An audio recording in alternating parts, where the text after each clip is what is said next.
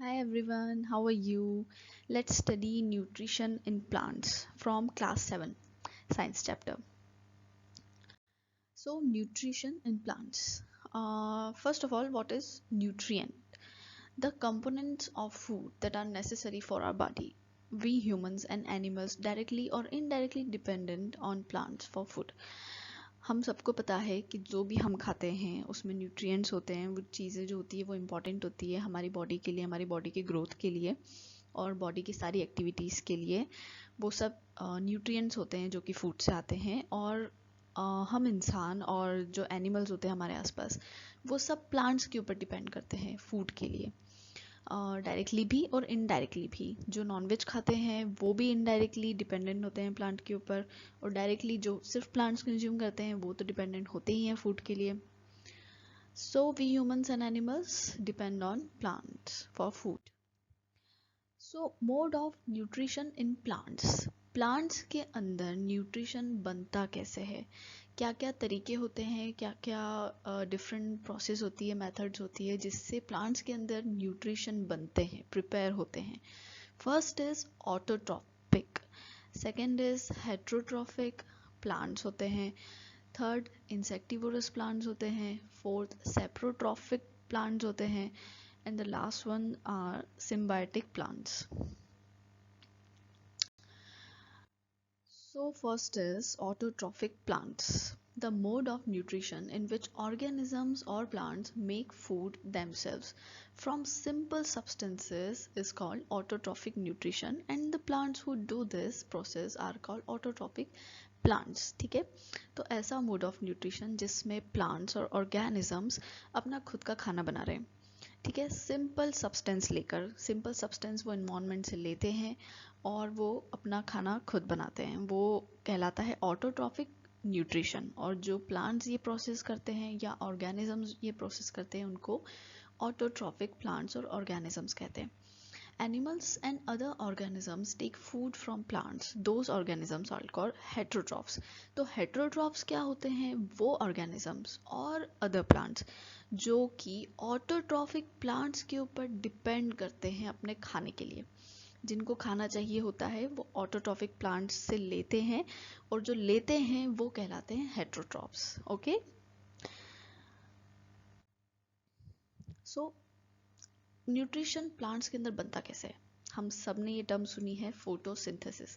Photosynthesis process वो है जिससे प्लांट्स अपना फूड बनाते हैं खुद के अंदर। ठीक है, food making process in plants, water and minerals are absorbed by roots from soil and then transported to leaves, and carbon dioxide is provided by air taken in by leaves. ठीक है, तो फोटोसिंथेसिस की जो process होती है वो एक food making process है प्लांट के अंदर। उसमें हमको क्या क्या रिक्वायर होता है? वाटर रिक्वायर होता है, मिनरल्स रिक्वायर्ड होते हैं, ठीक है, और कार्बन डाइऑक्साइड रिक्वायर्ड होती है। ये सब चीज़ें मिलकर फोटोसिंथेसिस प्रोसेस की जाती है प्लांट्स के अंदर। ठीक है, तो जो फोटोसिंथेसिस में वाटर होता है वो कहाँ से आता है? सॉइल से आता है। ठीक है, सॉइल के अंदर रूट्स होती हैं प्लांट की, जो कि सॉइल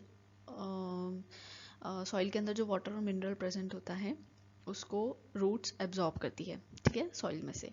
और फिर वो एब्जॉर्ब करने के बाद में ट्रांसपोर्ट किया जाता है लीव्स तक।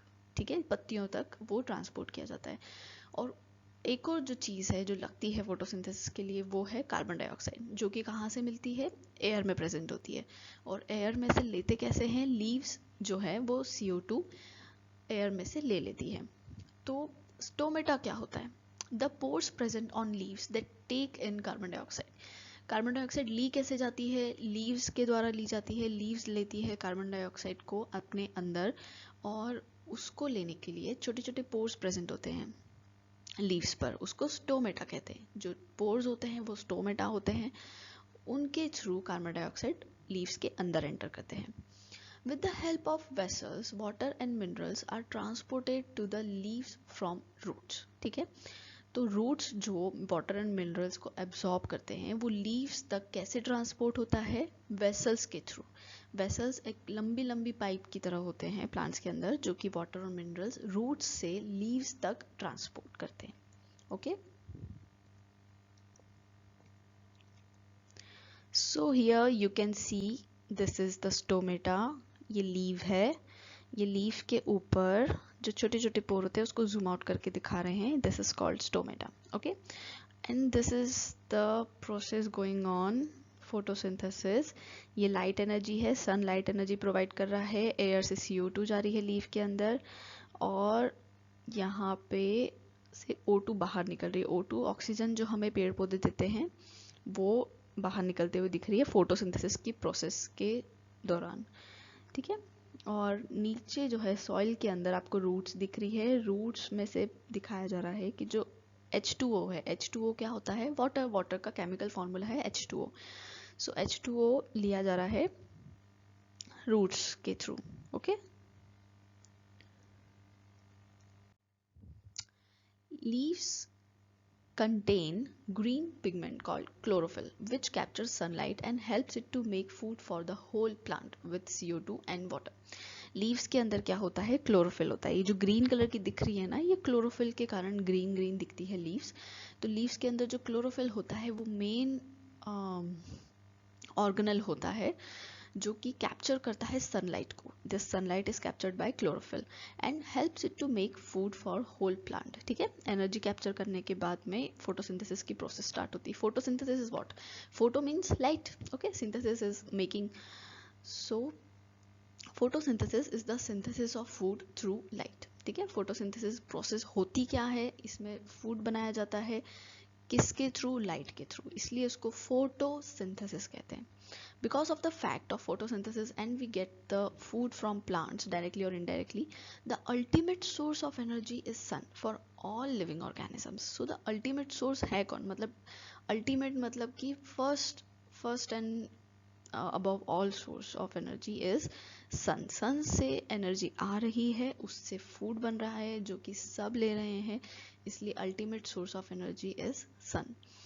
In photosynthesis, sunlight from the sun strikes leaves and CO2 provided by air, water by soil, and all combine to make carbohydrates, and oxygen is released as a byproduct.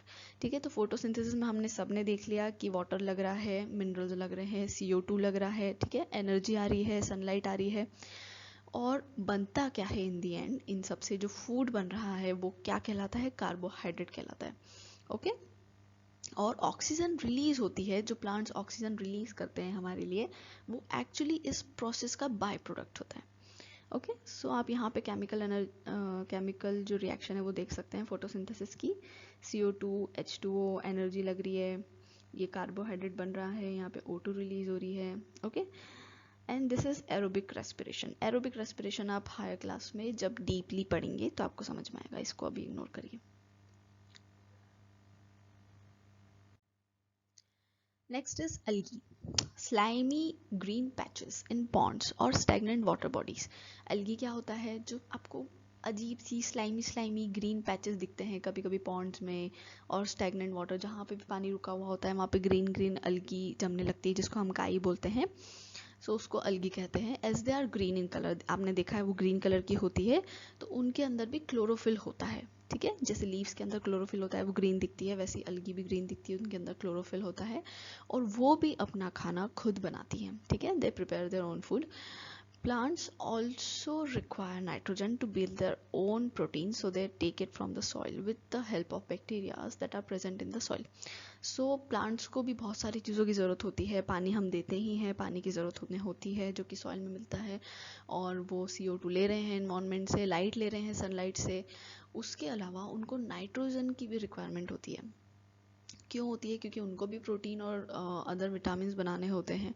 ठीक है, सो वो nitrogen जो होते हैं वो soil से ही absorb करते हैं, बट नाइट्रोजन वो डायरेक्टली एयर से नहीं ले सकते, तो उनको एब्जॉर्बेबल फॉर्म में नाइट्रोजन चाहिए होता है, और वो कौन कन्वर्ट करके देता है उनको? बैक्टीरिया, जो कि सॉइल के अंदर प्रेजेंट होते हैं.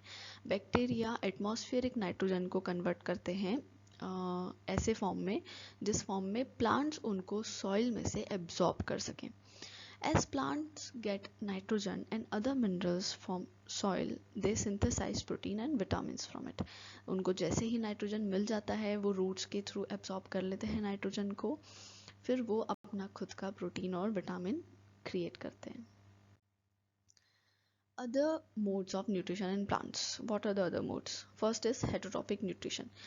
Plants that don't have chlorophyll, जिनके पास chlorophyll नहीं होता है वो food नहीं बना सकते, so they depend on other plants for food. ठीक है, तो उन्हें भी दूसरे प्लांट्स के ऊपर डिपेंड करना पड़ता है अपने खाने के लिए, और उनको कहते हैं हेटरोट्रॉफिक प्लांट्स, क्योंकि वो खुद का खाना नहीं बना पा रहे हैं, उनको कहीं और से लेना पड़ रहा है. फॉर एग्जाम्पल कस्किटा, अमर बेल जो आप जानते होंगे, एक येलो कलर की वायरी ब्रांच स्ट्रक्चर होता है twinning around stem and branches. कभी कभी आप कहीं देखो, आपका ध्यान जाए पेड़ पौधों में आसपास, तो येलो कलर की वायरी ब्रांच स्ट्रक्चर होता है जो कि दूसरे पेड़ पौधों के आसपास लपटे हुए होते हैं. ठीक है, the plants who gets food depending on other is called parasite and the plants who provide food is called a host. ठीक है, वो प्लांट जो खाने के लिए दूसरे प्लांट पे डिपेंड है वो पैरासाइट कहलाता है. ठीक है, और जो दे रहा है, जो फूड प्रोवाइड कर रहा है, उसे हम कहते हैं होस्ट. So insectivorous plants. अब इंसेक्टिवरस प्लांट्स क्या होते हैं? The plants that feed on insects to fulfil the requirements of nitrogen. ठीक है, तो ऐसे प्लांट्स जो नाइट्रोजन को लेने के लिए इंसेक्ट्स को कैप्चर करें या इंसेक्ट्स के ऊपर फीड करें, वो कहलाते हैं इंसेक्टिवोरस प्लांट्स. ठीक है, उनकी रिक्वायरमेंट सिर्फ नाइट्रोजन की होती है, इसलिए वो सिर्फ उसके लिए इंसेक्ट्स को अटैक करते हैं या इंसेक्ट्स को खाते हैं. अटैक तो नहीं करते, खाते हैं. सो इसका एग्जांपल है पिचर प्लांट. ये जो प्लांट आप यहाँ पे देख रहे हो, ये पिचर प्लांट है. ओके, एंड ये एक एग्जांपल है इंसेक्टिवोरस प्लांट का. Next is saprotrophic nutrition. Plants or organisms that take food from dead or decaying materials are called saprotrophic plants or organisms. ऐसे plants और organism जो कि मरे हुए और डिकेइंग मटेरियल्स पे फीड करते हैं या उनसे अपना खाना लेते हैं, उनको कहते हैं सेप्रोट्रॉफिक प्लांट्स और ऑर्गेनिजम्स. For example fungus. अपन सब ने फंगस देखी होगी, हमारे घर में कभी ब्रेड आती है तो उसके ऊपर वो पुरानी हो जाती है या बाहर रखी रहती है, बहुत टाइम बाद अगर रखी रहे तो आप देखते हैं उसके ऊपर ब्लैक पैचेस और ग्रीन पैचेस और वाइट वाइट पैचेस आने लग जाते हैं. वो सब फंगस होती है जो कि उसके ऊपर ग्रो करने लगती है. Fungus, they feed on decaying material and their spores are present in the air. As their spores land on wet and warm things, they germinate and grow. मैंने जब पहली बार ब्रेड के ऊपर फंगस देखी थी तो मेरे दिमाग में सबसे पहले यही आया था कि यार ये आया कहाँ से, मतलब ब्रेड के ऊपर फंगस कैसे आ गए. हम जब खाते हैं तब तो उसके ऊपर रहती नहीं है, फिर ये सडनली कहाँ से ग्रो करने लगी. फिर जब मैंने स्टडी किया, मैंने आप लोगों की तरह पढ़ाई करी, तो मुझे पता पड़ा कि एयर के अंदर एक्चुअली इनके स्पोर्स प्रेजेंट होते हैं, और जैसे ही वो एयर में से किसी वेट और वार्म थिंग्स के ऊपर गिर जाते हैं या उनसे अटैच हो जाते हैं तो वो उसी के ऊपर ग्रो करने लगते हैं. वहाँ से फूड लेके उनकी ग्रोथ होने लगती है और वो धीरे धीरे बढ़ने लगते हैं, तो वो विजिबल हो जाते हैं. So this is the picture of sweet potato. इसके ऊपर फंगस ग्रो कर रही है ब्लैक कलर की. इस ब्लैक कलर की फंगस का नाम एस्पेराजुलस होता है वैसे तो, बाकी आप लोग कंफर्म कर लेना. Okay, next, symbiotic nutrition. What is symbiotic nutrition? The organism that live together and for shelter for nutrients are called symbiotic. मतलब एक दूसरे का साथ देके वो जीवन निकाल रहे हैं अपना पूरा.